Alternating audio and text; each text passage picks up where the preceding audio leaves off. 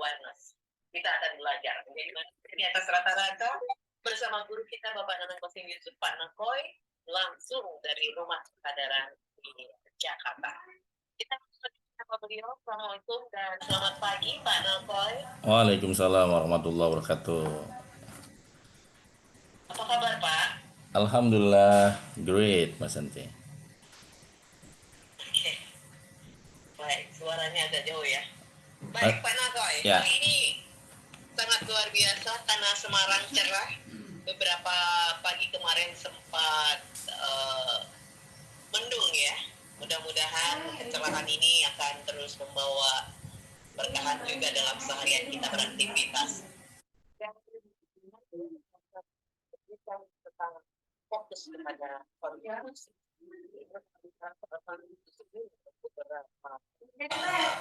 Orang akan lebih enak ya Pak kalau menjadi pribadi-pribadi yang dikasihan ini. Aura kasihan itu lebih banyak ditebarkan daripada menjadi pribadi-pribadi yang berkontribusi. Nah, apa yang menjadi salah satu pembahasan dalam Sustainable Awareness sehingga ini muncul menjadi salah satu yang difokuskan untuk dipelajari juga Pak di Sustainable Awareness. Ya, terima kasih Mbak Santi. Salam kesadaran Indonesia buat sahabat-sahabat di seluruh dunia juga ya, termasuk Hong Kong, awareness dan sebagainya, Upmania. Jadi di dalam self awareness sendiri, kalau kita ingin hidup lebih panjang, ingin hidup lebih lama, maka salah satu caranya adalah fokus kepada kontribusi. Saya punya teman beberapa waktu lalu meninggal, almarhum Jeffrey Al-Bukhari, UJ Mbak Santi. Dan saya juga menulis bukunya berjudul 1 Menit yang Mencerahkan, UJ ya. Dalam salah satu quote di dalam buku tersebut saya tulis bahwa orang baik semuanya akan mati, namun kebaikannya hidup selamanya. Jadi yang akan hidup selamanya itu adalah kebaikan kita. Amalun soleh. Amal artinya perbuatan, soleh artinya yang disukai oleh Tuhan gitu. Jadi ada amal yang nggak disukai kan banyak ya. Jadi amalun salah, amalun salah dan amalun soleh. Nah, amal-amal yang tidak disukai oleh Tuhan ya amal-amal yang salah ya, yang melanggar, yang melawan hukum alam. Dan di dalam Seven Awareness sendiri, di bab ke-7 Seven Awareness, bahwa hampir semua makhluk Allah ini memberi tanpa berharap, Mas Santi. Kalau kita lihat ya, pohon pepaya, matahari, bintang, bumi, ya sekitarnya ini, mereka hanya ya memberi dan tanpa berharap apakah manusia membalas, mengucapkan syukur, terima kasih atau tidak, dia tetap aja seperti itu.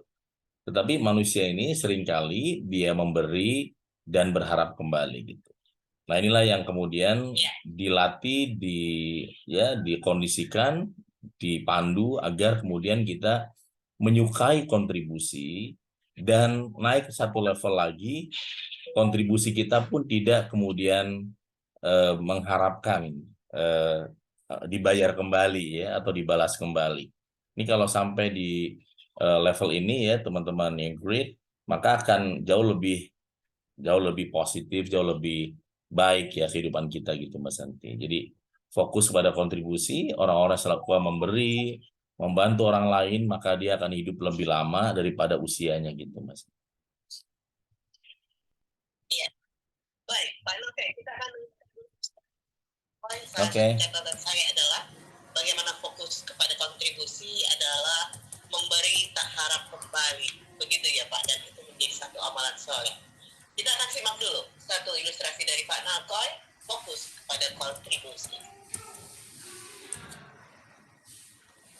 Master Trainer, The Seven Awareness, Nanang Kosim Yusuf.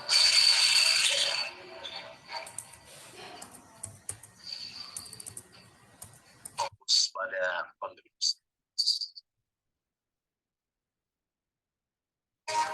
Salam kesadaran Indonesia.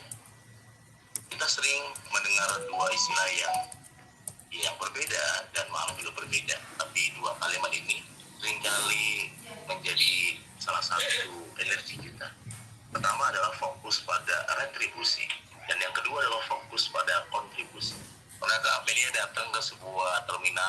misalnya di Semarang, kemudian ada bagian retribusi, bagian meminta atau bagian retribusi yang kita membayar atau memberikan uang ke sana. Dalam hidup kita, dalam kehidupan kita, kehidupan,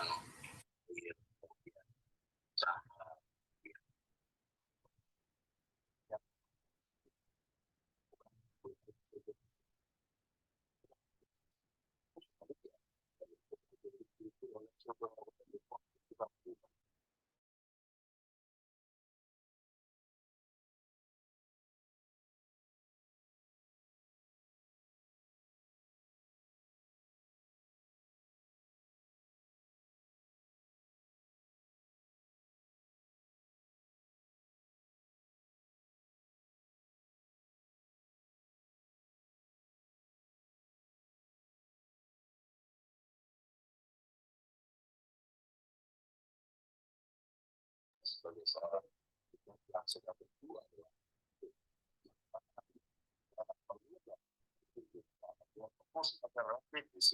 yang selalu diberi, yang senang selalu diberi oleh orang, yang selalu punya ada di Turki atau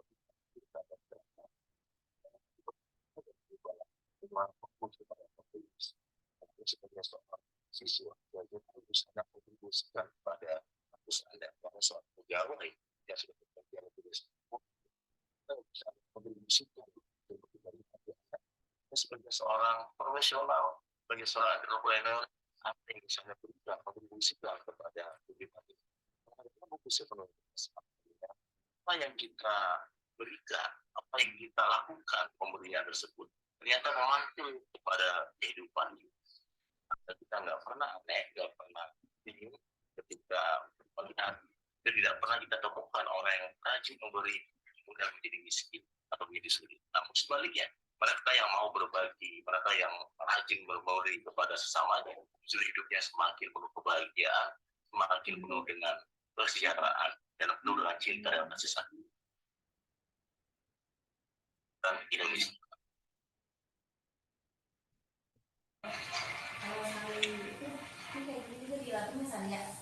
Yes, itu tadi fokus kepada kontribusi.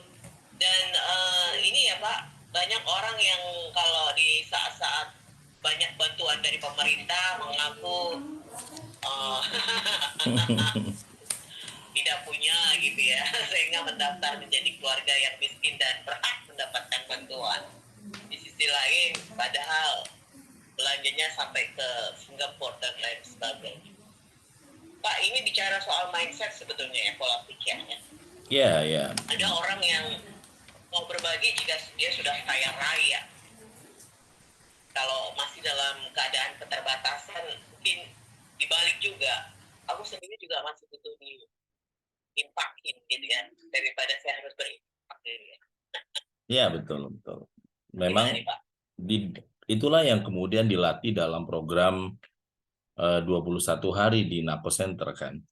Bahwa jangan nunggu lebih, kan memang apa yang Mbak San diceritakan betul ya. Belief system ini telah mendarah daging. Banyak orang mau sodako, banyak orang mau berbagi, tetapi jika ada uang lebih. Nah, jika ini loh yang menjadi masalah, Mbak Santi. Di dalam buku saya, Unconditional Happiness, menjadi manusia jika. Jika saya kaya, jika saya ada uang lebih, jika bos saya ngasih bonus, jika panennya untung, jika karir saya naik, ya, jika lagi ya, gitu ya Pak. Ya, akhirnya menjadi manusia jika kan. Nah, ketika jikanya ini belum ada, ya akhirnya menunda. Ini yang kemudian menjadi salah satu ya daya dorong bahwa memang kontribusi ini kalau kita pola pikirnya memang belum dirapikan, kita akan terbelenggu oleh pola pikir yang lama atau di dalam 21 Days to be Transhuman disebutnya sebagai existing habit ya, dan new habit. Kebiasaan yang sudah mendarah daging, kebiasaan yang sudah begitu lampau, yang sudah lebih dari 3 tahun, 5 tahun, bahkan bertahun-tahun, akan tidak mudah dikuras dengan kebiasaan baru. Maka di dalam pelatihan yang sekarang kita sudah masuki angkatan 128 Mbak Santi ya, Kamis kemarin. Tak Ya, terasa ya Mbak Santi ya, sudah 100 berapa? 128 kelas ya. 100, oh, 128 kelas. Ya, kita sudah 128 minggu berarti sejak COVID. Ya, ya. Jadi ya, ya banyak orang bilang coach saya batal sih bilang. Oke, tapi minimal Anda sudah mencoba dan mengulang kembali. Dan kita tahu bahwa hambatan terbesarmu adalah bukan gunung atau gedung atau lautan, tapi Ya, adalah dirimu sendiri yang kemudian harus didobrak. Dan itu nggak mudah gitu. Dan ya, saya rasa ya teman-teman yang great di dalam motivasi seven awareness, kalau orang dia ya memiliki awareness, walaupun mimpi itu tersembunyi di antara dua bukit, dalam bukit ada banyak lagi goa dan sebagainya, dia bisa achieve ke sana Mbak Santi. Tetapi kalau dia nggak punya kesadaran, walaupun dia ada di antara dua bibir, dia nggak bisa meraihnya Mbak Santi. Jadi ya itulah keadaan manusia ya. Orang yang memberi, orang yang sodako, orang yang berbagi, kalau memang pola pikirnya dia kurang, dia akan menuntut. Maka disebut orang kaya itu memang ketika dia merasa cukup dan dia mau berbagi. Ada pegawai yang gajinya kecil, tapi jiwanya kaya. Kata Rasulullah menyampaikan dalam hadisnya bahwa laisal ghina ya an kasratil ard, walakinnal ghina ghina nafas. Bahwa bukanlah orang kaya yang kaya ardinya atau jiwa, hartanya, materinya, walakinal ghina nafas. Tetapi orang kaya sebenarnya adalah kekayaan jiwa. Nah, teman-teman di Hong Kong, teman-teman di Indonesia yang mempraktekkan seven awareness, saya menyampaikan bahwa kalau mau memberi nggak usah nunggu apa-apa lagi. Buanglah kata-kata jika itu. Dan harus dipaksa, harus dilatih, melewati ukuran yang standar psikologi behaviorism tingkah laku minimal 21 hari. Kalau sudah 21 hari, maka saraf otomatiklinya akan hidup. Kalau sudah saraf otomatiklinya hidup atau refleks sudah hadir, maka memberi itu kayak kita ya, kayak kita tersenyum begitu mudah. Orang senyum aja kalau nggak terbiasa sulit Mas Santi. Ya, dia senyum kalau diawali orang nyapa dia. Kalau orang nggak nyapa dia, masa saya nyapa duluan. Nah, itu juga hal yang mudah tapi kadang-kadang berat dilakukan gitu Mas Santi. Nah, inilah yang kemudian ya kutipan di awal tadi untuk teman saya almarhum Jeffrey Al-Bukhari, saya tulis bahwa orang-orang baik semuanya akan mati, namun kebaikannya dia akan hidup selamanya gitu. Nah, hidup selamanya inilah yang harus selalu kita jaga gitu, Mas Santi. Begitu. iya. Jadi legacy itu patut harus kita mulai sudah bangun sekarang ya Pak, karena itu yang akan ditinggalkan oleh manusia. Kalau gajah mati tinggalkan gading, Ya, mati tinggalkan belang. Baik, Pak Nakon, untuk menuju ke sana Pak, apakah ada semacam tindakan khusus selain tadi 21 hari dilatih? Apakah penting juga sebuah afirmasi kita lakukan sehingga kita bisa berbagi, tidak usah menunggu kita punya sesuatu harta yang berlebih? ya. Apa yang Mbak Santi tanyakan ya, menurut saya ini adalah pertanyaan yang juga mungkin ditanyakan oleh banyak orang ketika mau masuk ke kelompok ya, kelompok givers ya, atau ahli sodako, ahli memberi atau fokus pada kontribusi, tetapi nggak mulai gitu, nggak mulai-mulai. Nah, di dalam 21 Days to be Transhuman, ya kita minimal butuh yang namanya adalah 3M, Mbak Santi. Nah, M yang pertama adalah milieu, lingkungan.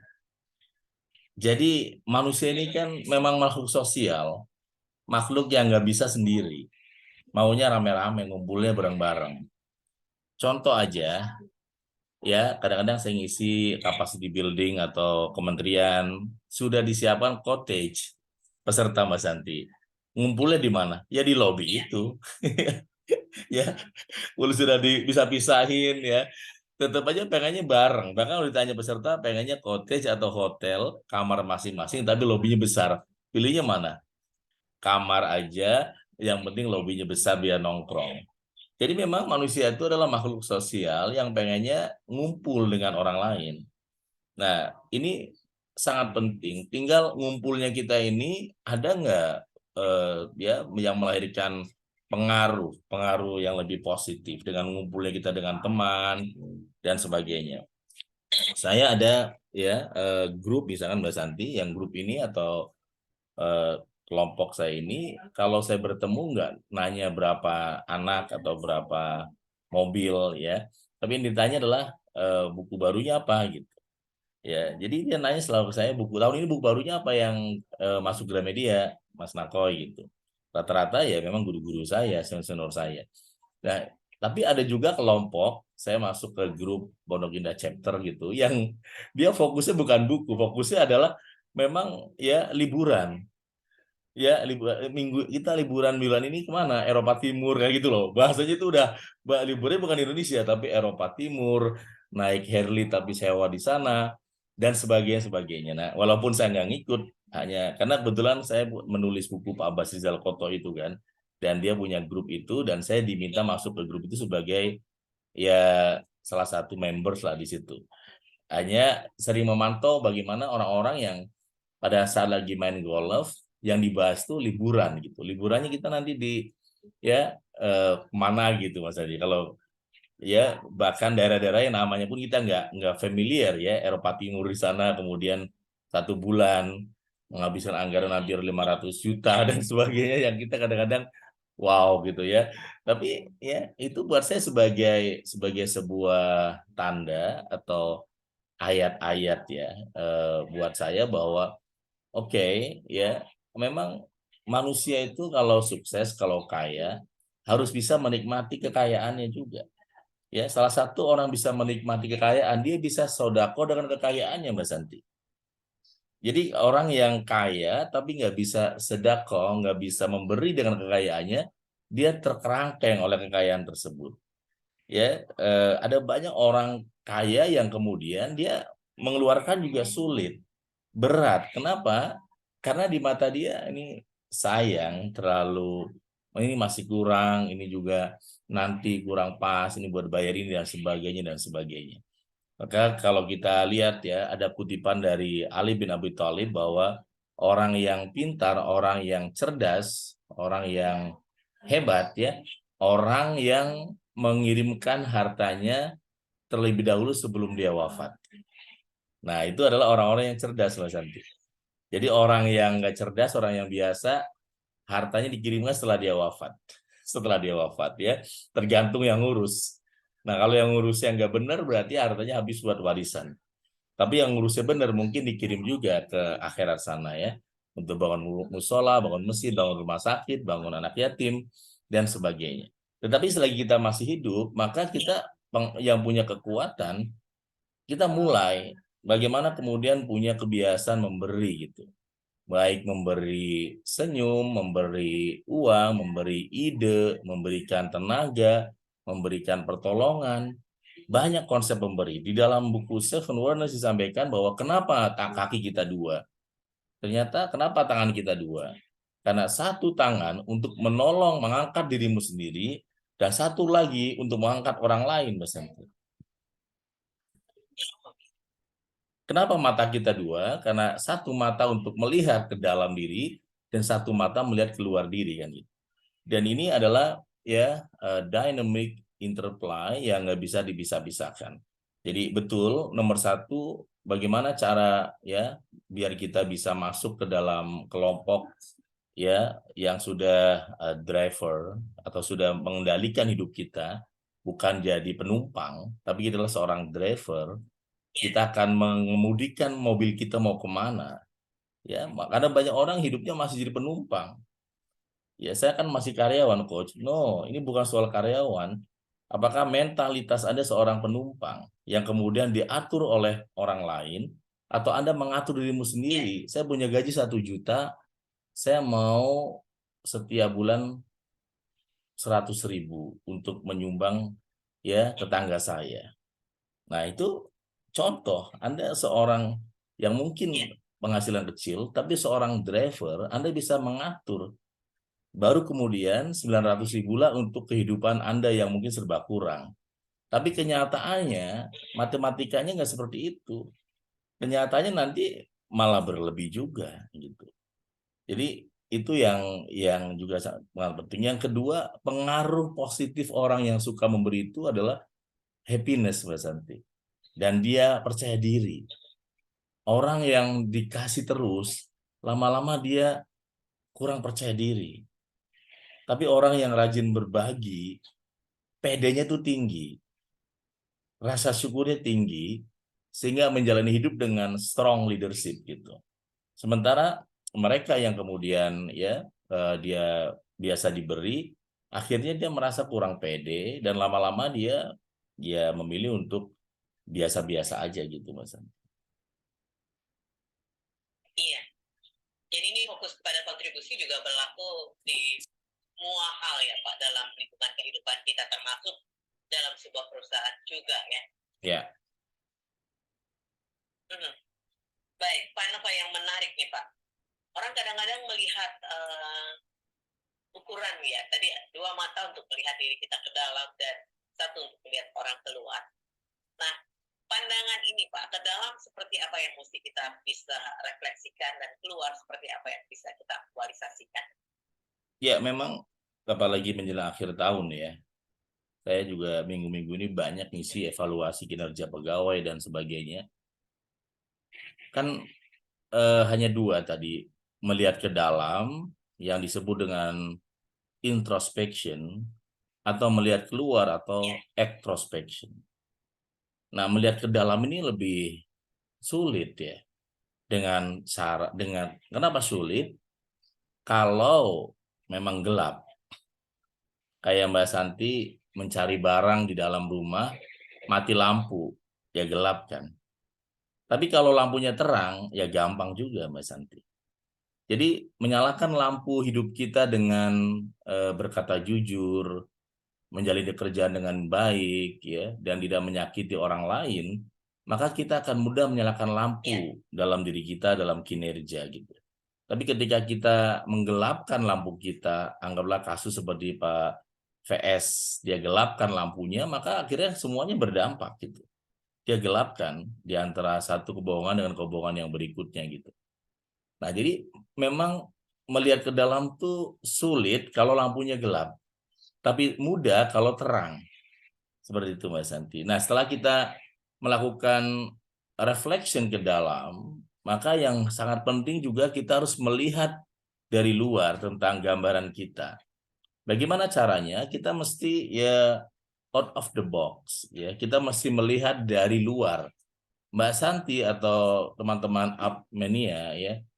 Kalau kita sekarang sedang menyimak talkshow ini di dalam kamar, maka kita anggap rumah kita itu sekotak kamar kita. Tapi cobalah Anda keluar dari rumah Anda dan melihat, memotret dari luar halaman, dari halaman ke rumah, maka Anda lihat, oh rumah saya ternyata nggak kotak. Rumah saya ternyata besar sekali, bentuknya juga unik, bentuknya juga aneh, bentuknya juga bagus, dan sebagainya. Itulah pentingnya, bahwa kita nih harus juga ya melihat keluar agar menemukan istilah seven awareness adalah window of opportunity. Kita menemukan jendela-jendela peluang.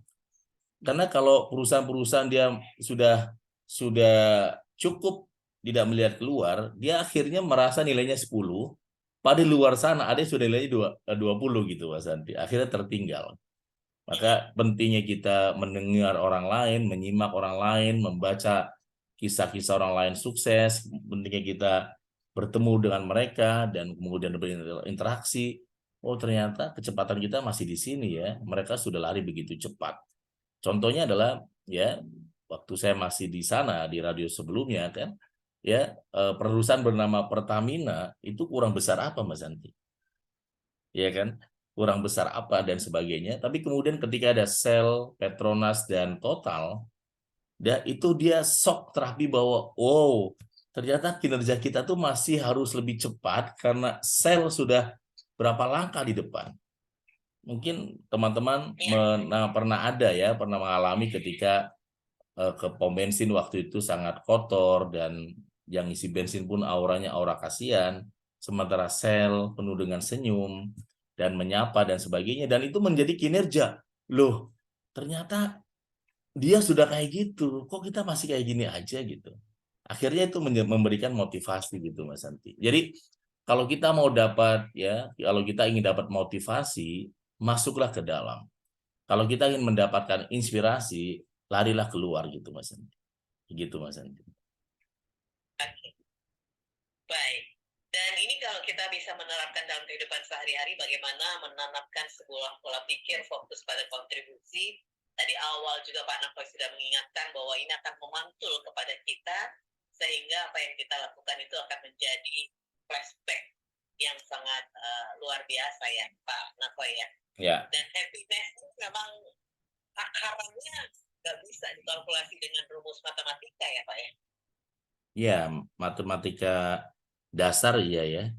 Karena matematika kita itu ada hitungan yang nggak pernah dihitung, yaitu 0. Itu persoalannya. Ya, padahal ya kalau di Seven Wonders angka yang ketujuh kan angka itu adalah 0. Mbak Santi punya angka 1 misalkan atau angka 9, nggak ada nolnya juga kan biasa aja kan. Tapi angka 9 nolnya 12. Itu gimana tuh? ATM atau ke bank, Bu Santi ini rekeningnya angkanya 9, nolnya 12. Wow kan. Jadi 0 itu bukan lagi power, tapi unlimited power.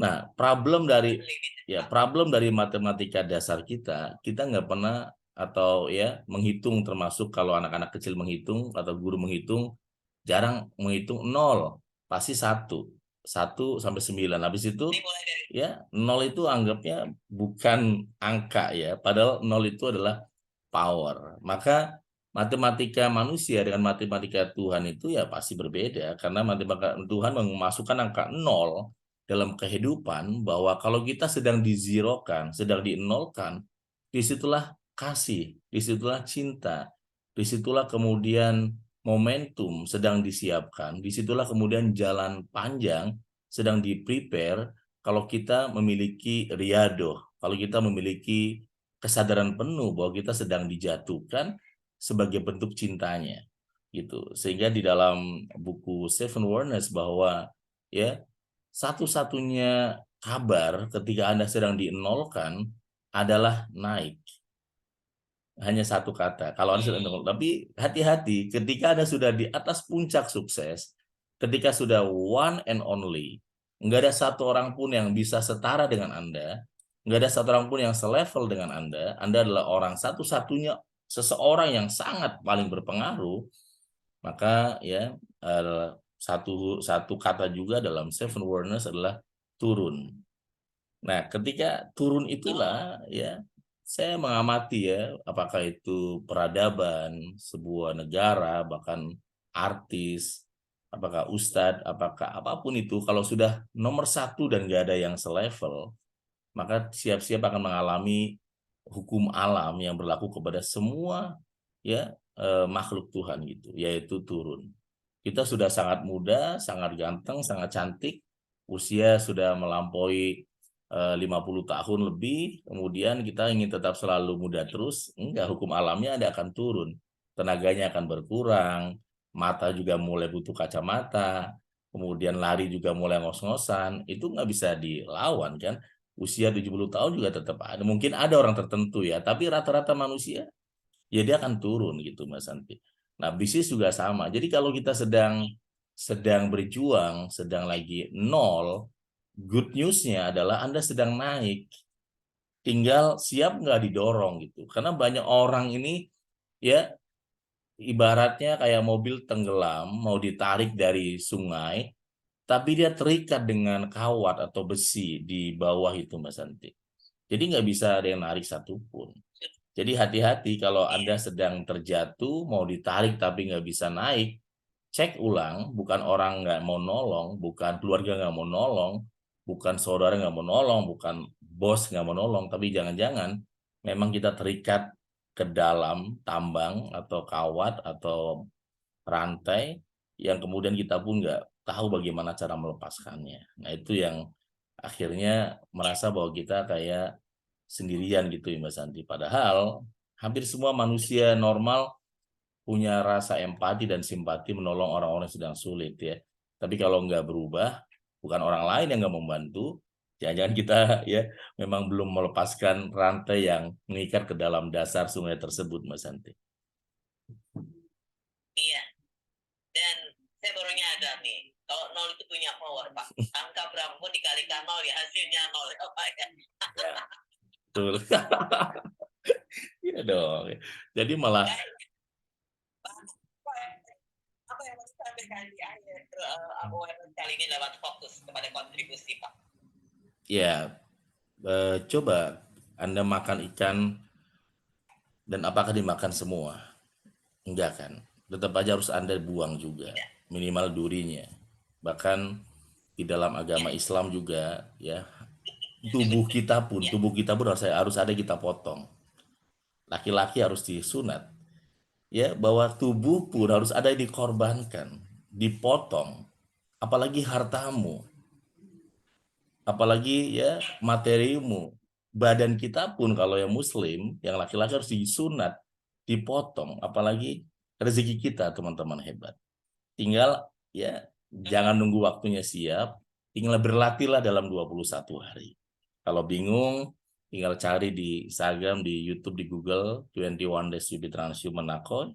Dan selamat bergabung di angkatan minggu depan Mbak Santi 120 berapa tadi? 129 dan Seven Awareness yang 3 hari sejak COVID ini kita besok nih bulan Desember tanggal 23, 24, 25 itu angkatan ke-26.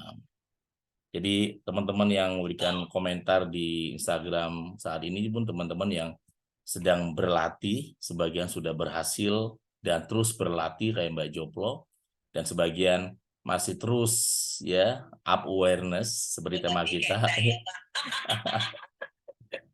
Ya, dan selamat ya, semoga program tersebut bisa menjadi modalitas Anda untuk memasuki tahun 2023 untuk menjadi manusia yang dalam seven awareness adalah transhuman, manusia di atas rata-rata. Mas Santi. Thank you, Mas Santi. Amin, amin. Terima kasih Pak Nukro.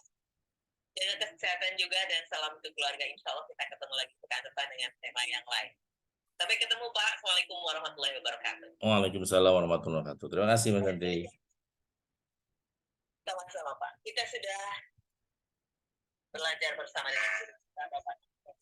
Tentu saja dalam awareness yang kali ini mengangkat satu tema yaitu fokus pada dalam awareness. Oke, teman-teman yang great, terima kasih ya, dan sampai ketemu kembali di minggu depan. Insya Allah kita akan menyapa teman-teman di program Up Awareness ya, teman-teman yang great, setiap hari Jumat jam 10 ya sampai selesai. Thank you juga teman-teman yang mungkin tadi nggak menyaksikan di Instagram, bisa menyaksikan di YouTube ini. Hubungin aku center 0878 78 lagi 28 9001 di Transhuman. Wassalamualaikum.